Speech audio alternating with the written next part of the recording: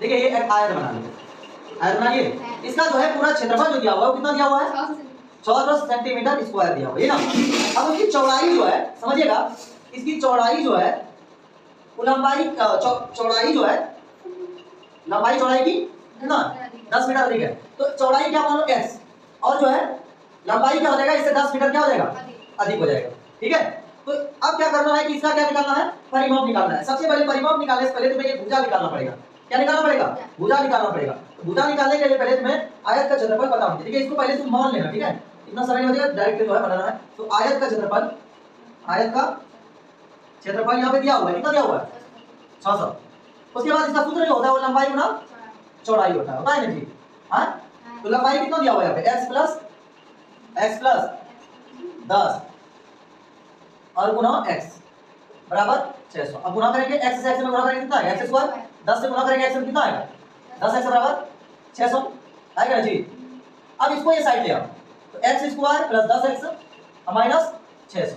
ठीक है, अब ये जो है विभाज्य समीकरण के रूप में आ गया और नहीं, अब निकालना पड़ेगा तुम्हें। ठीक है, शून्य निकालना पड़ेगा तब ये बनेगा।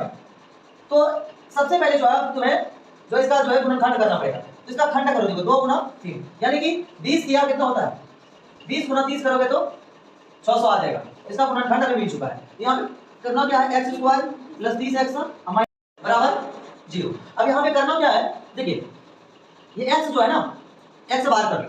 x से जब बाहर करेंगे तो x से बाहर हो गया, बचेगा क्या, x। अब प्लस दे देना। ठीक है, अब फिर जो x से बाहर आ गया तो बचेगा क्या, 30, ये बचा जी। अब ये देखो माइनस 20 बाहर करना तो बचेगा क्या, x, और माइनस माइनस क्या आएगा, प्लस बराबर 30, ये ना आएगा जी। ठीक है, अब यहाँ पे करना क्या है, देखिए अब करना क्या है, x प्लस 30 आया है और x माइनस 20 आया है, तो बराबर 0 बराबर 0।